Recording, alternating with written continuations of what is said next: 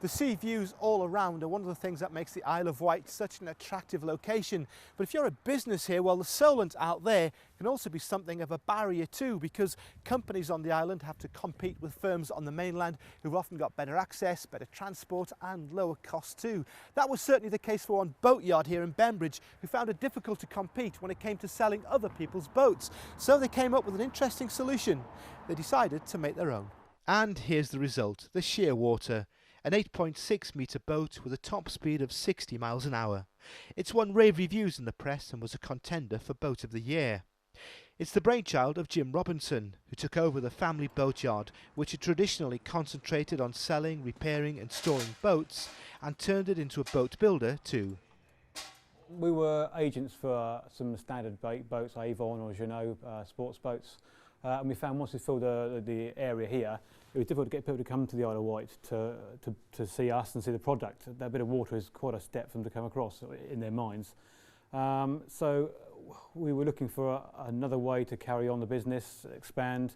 It seemed sensible to design our own product that nobody could undercut, that we had some control over profit with, and we thought we had knowledge with all the boats in the yard that we could build something that was realistic and useful in the water. Jim has the components made by suppliers and the parts are put together at his yard. It also brings in work for other companies on the island too. The upholstery, for example, is made by Jamie Sherwell's company in Cowes.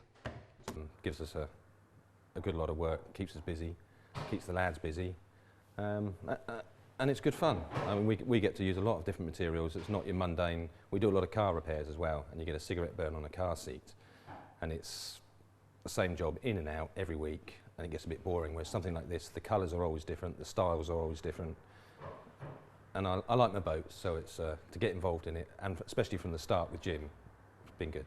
This whole area is steeped in boat building, and all along the coast are numerous small firms. Just a quarter of a mile away, this company's specialist skills are used to provide the woodwork for the new boats. Building the new Shearwaters, which are obviously a prestige product, we get to work on a nice new up-to-date boat and giving a really good quality finish. It's lovely. We can then put a quality material and make a really nice job of it. He also services all sorts of outboard engines, so we use him a lot for that sort of thing as well. We have a lot of boats in the yard that have outboards that have to be serviced every year. The boats cost £60,000 and are very much a luxury buy. But if the economy does take a downturn, Jim believes the success of the Shearwater means the company's now diversified enough to cope. We've got security of the boatyard. That is our main business, so we can always fall back on that. So in actual fact, I'm sure the Shearwater wouldn't have carried on without the business being running here in itself.